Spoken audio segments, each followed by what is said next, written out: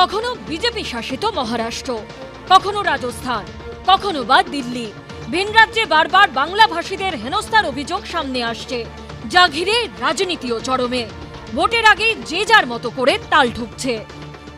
আমি এখন ঠিক করেছি আমি বাংলায় বেশি করে কথা বলবো, ক্ষমতা থাকলে আমাকে ডিটেনশন ক্যাম্পে আগে রাখো। আমি তো চ্যালেঞ্জ করেছি মমতা বন্দ্যোপাধ্যায়কে, 21 তারিখ থেকে লোকসভার এবং রাজ্যসভার সেশন শুরু হচ্ছে। আসুন একটা চ্যালেঞ্জ নিক মমতা বন্দ্যোপাধ্যায়, এই সেশনে কম করে একটি ভাষণ বাংলার সাংসদরা বাংলা ভাষায় দেবে। বিজেপির কজন সাংসদ দিতে পারে আর তৃণমূলের কজন সাংসদ বাংলা ভাষায় ভাষণ দিতে পারে?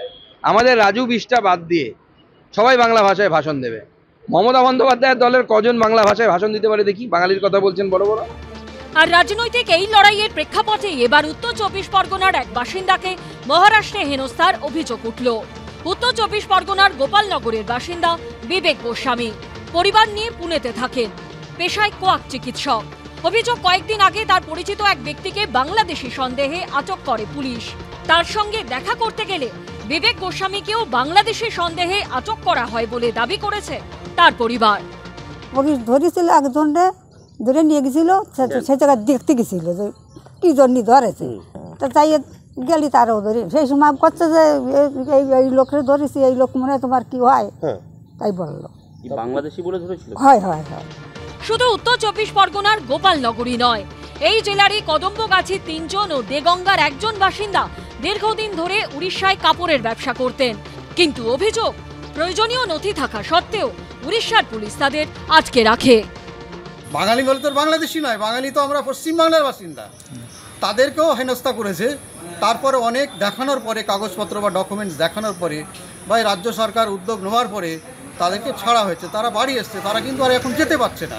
তাদের একটা ভীতু ভয় কাজ করছে, বা পরিবারের লোক আর যেতে চাইছে না।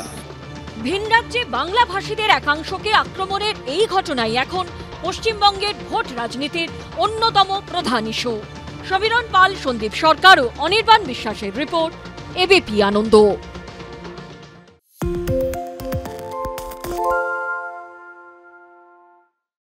সত্য অন্তহীন, সত্যের খোঁজও তাই, সত্য সন্ধানে তাই আমরা অক্লান্ত, অকুতভয়। এবিপি আনন্দ নতুন ভাবনার প্রতীক, যা মনে মুক্ত, তথ্যে যুক্ত এবং যাবতীয় সীমানার বাঁধন থেকে মুক্ত।